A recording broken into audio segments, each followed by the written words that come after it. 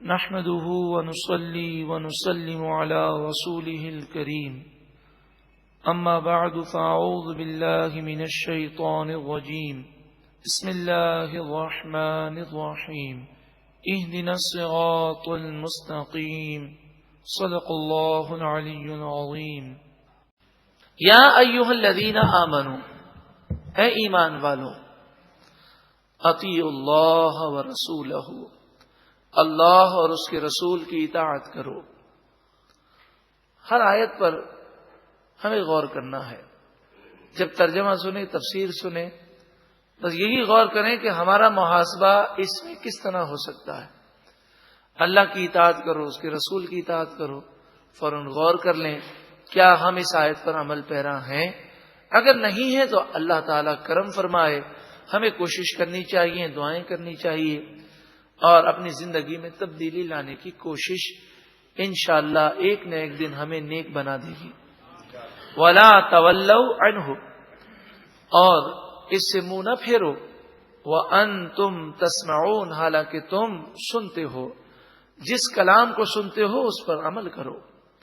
وَلَا تَكُونُوا كَالَّذِينَ قَالُوا سَمِعْنَا وَهُمْ لَا يَسْمَعُونَ، ان لوگوں کی طرح نہ ہونا جنہوں نے کہا ہم نے سنا حالانکہ وہ سنتے نہیں ہیں، یعنی صرف سنتے ہیں، عمل نہیں کرتے۔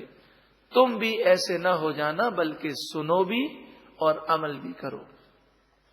یہاں پر یہ بات سمجھ لیجئے کہ عمل کا پہلا اسٹیپ ہے سننا۔ جب تک سنیں گے نہیں اس وقت تک سمجھیں گے کیسے، اور جب تک سمجھیں گے نہیں عمل کیسے کریں گے۔ اللہ تعالی ہم سب کو عمل کی توفیق عطا فرمائے۔ آپ نے جانوروں کو دیکھا ہوگا کہ اس کے کان بھی ہوتے ہیں اور ان کی آنکھیں بھی ہوتی ہیں، ان کی زبان بھی ہوتی ہے، لیکن وہ زبان سے گفتگو نہیں کر سکتے۔ آنکھوں سے دیکھتے تو ہیں لیکن علم حاصل نہیں کر سکتے، صرف مخصوص چیزیں وہ سمجھتے ہیں، یعنی کھانے پینے کی ان کو سمجھ ہوتی ہے۔ ان شر الدواب عند اللہ الصم البکم الذین لا یعقلون، کافروں کو اور گنہگاروں کو جانور قرار دیا گیا۔ فرمایا بے شک اللہ کے نزدیک سب سے برے جانور وہ ہیں جو بہرے ہیں، گونگے ہیں، وہ سمجھ نہیں رکھتے۔ وَلَوْ عَلِمَ اللَّهُ فِيهِمْ خَيْرًا لَأَسْمَعَهُمْ، اور اگر اللہ ان میں خیر کو جانتا تو ضرور انہیں اپنا کلام سنا دیتا۔ مطلب یہ کہ یہ اگر اللہ کا کلام غور سے سن بھی لیں پھر بھی ایسے ڈھیٹ ہیں کہ ایمان نہیں لائیں گے۔ وَلَوْ أَسْمَعَهُمْ، اور اگر اللہ انہیں اپنا کلام سنا دے، لَتَوَلَّوْا وَهُمْ مُعْرِضُونَ، وہ اعراض کرتے ہوئے پیٹھ دے کر بھاگ جائیں گے، وہ ایمان نہیں لائیں گے۔ اس سے مراد وہ کافر ہیں کہ جن کے دلوں پر مہریں ہیں۔ یا ایھا الذین آمنوا استجیبوا للہ وللرسول، اے ایمان والوں، اللہ اور اس کے رسول کو جواب دو۔ اذا دعاکم، جب وہ تمہیں بلائیں، لما یحییکم، اس کام کے لیے جو کام تمہیں زندہ کر دے گا۔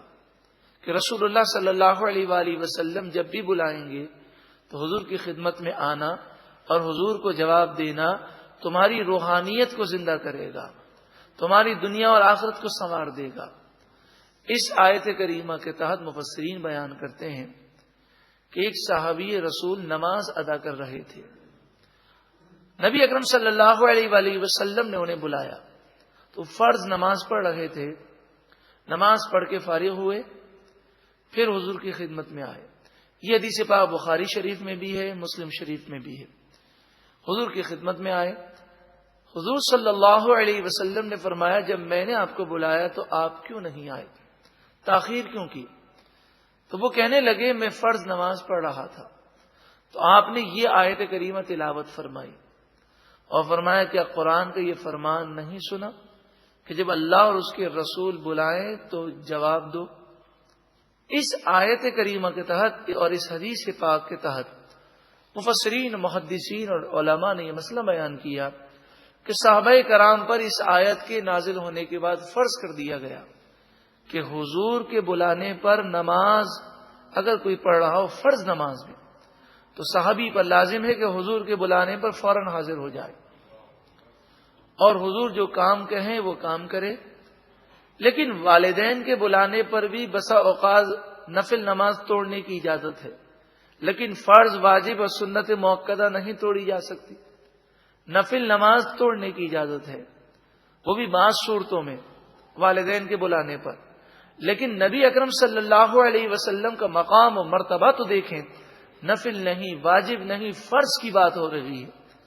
اور پھر والدین کے بلانے پر نفل اگر چھوڑتا ہے تو ٹوٹ جاتی ہے، اور حضور کے بلانے پر فرض نماز سے ہٹ کر حضور کی طرف جاتا ہے، فرمایا وہ اب بھی نماز کے اندر ہی ہے، یہاں تک کہ حضور سے کلام کرے، حضور کی خدمت میں حاضر ہو، حضور جو کام کہیں وہ کر کے فارغ ہو، جہاں سے نماز اس نے چھوڑی تھی وہیں سے وہ شروع کرے گا، یعنی دوبارہ شروع سے نماز نہیں پڑھنی، اور اس دوران اسے مسلسل نماز پڑھنے کا ثواب دیا جائے گا۔ اس سے آپ نبی اکرم صلی اللہ علیہ وسلم کے مقام و مرتبے کو سمجھ سکتے ہیں۔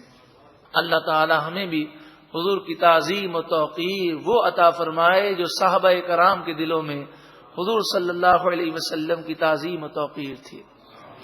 وَاعْلَمُوا، اور خوب جان لو، ان اللہ یحول بین المرء وقلبہ، بے شک اللہ تعالی آدمی اور اس کے دل کے درمیان حائل ہے، یعنی انسان جو سوچتا ہے رب العالمین اس کی سوچوں کو بھی جانتا ہے۔ وَأَنَّهُ إِلَيْهِ تُحْشَرُونَ، اور بے شک اسی کی طرف تم لوٹائے جاؤ گے۔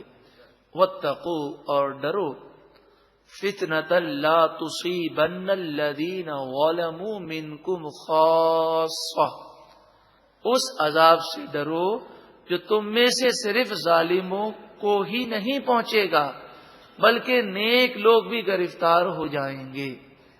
حضرت عبداللہ بن عباس رضی اللہ تعالی عنہما اس آیت کی تفسیر میں فرماتے ہیں کہ جب کسی قوم میں گناہ ہونے لگیں اور نیک لوگ برائی سے روکنا چھوڑ دیں، گناہ کرنے والوں کو ملامت کرنا چھوڑ دیں اور نیکی کی دعوت دینا چھوڑ دیں، تو پھر عذاب آتا ہے اور سب ہی گرفتار ہو جاتے ہیں۔ اسی جذبے کے تحت ہمارا یہ فرض بنتا ہے کہ ہم بے حیائی، فحاشی یا دیگر جو گناہ ہیں ان کے خلاف لوگوں کو سمجھائیں اور قرآن پاک کے نور کی طرف لے آئے۔ جب نور قرآن سے منور ہوں گے تو انشاءاللہ گناہوں سے نفرت ہوگی اور نیکیوں سے پیار مل جائے گا۔ وَاعْلَمُوا، اور خوب جان لو، ان اللہ شدید العقاب، بے شک اللہ تعالی شدید عذاب دینے والا ہے۔ وَاذْكُرُوا اِذْ أَنْتُمْ قَلِيلٌ مُسْتَضْعَفُونَ فِي الْأَرْضِ، اے مسلمانوں یاد کرو جب تم قلیل تھے، تھوڑے تھے، زمین میں کمزور تھے، تخافون، تم خوف کرتے تھے، ان یتخطفکم الناس، کہ کہیں لوگ تمہیں اچک نہ لے جائیں، تمہیں مار نہ ڈالیں، کیونکہ تمہاری تعداد بہت کم تھی۔ فآواکم، بس اللہ نے تمہیں جگہ عطا فرمائی۔ وأیدکم بنصرہ، اور تمہاری تائید فرمائی اپنی مدد سے۔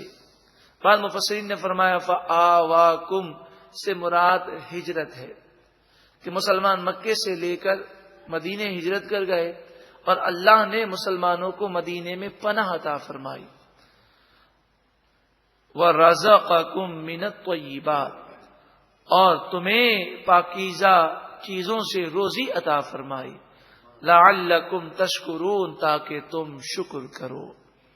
مراد یہ ہے کہ جب انسان کمزور ہوتا ہے تو بڑی عاجزی انکساری ہوتی ہے، لیکن جب افرادی قوت ہو جاتی ہے تو اس وقت کہیں ظلم نہ ہو جائے، کہیں اپنی افرادی قوت پہ ناز نہ پیدا ہو جائے، تو مسلمانوں کو تنبیہ کی گئی کہ ایسا نہ کرنا۔ اس وقت کو یاد رکھنا کہ جس رب نے تمہیں کمزوری سے نکال کر قوت عطا فرمائی، وہ دوبارہ تمہیں کمزور بنانے پر بھی قادر ہے۔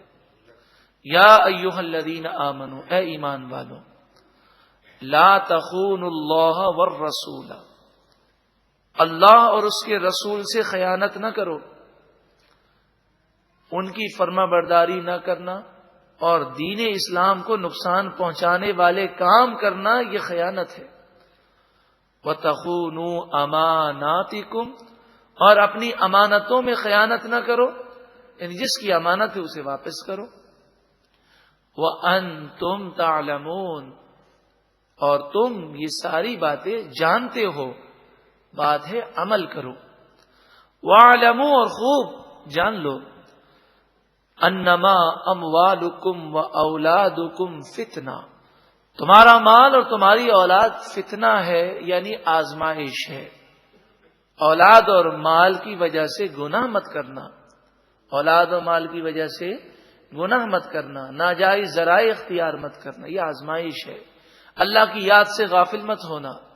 وَأَنَّ اللَّهَ عِندَهُ أَجْرٌ عَظِيمٌ، اور بے شک اللہ کے پاس اجر عظیم ہے۔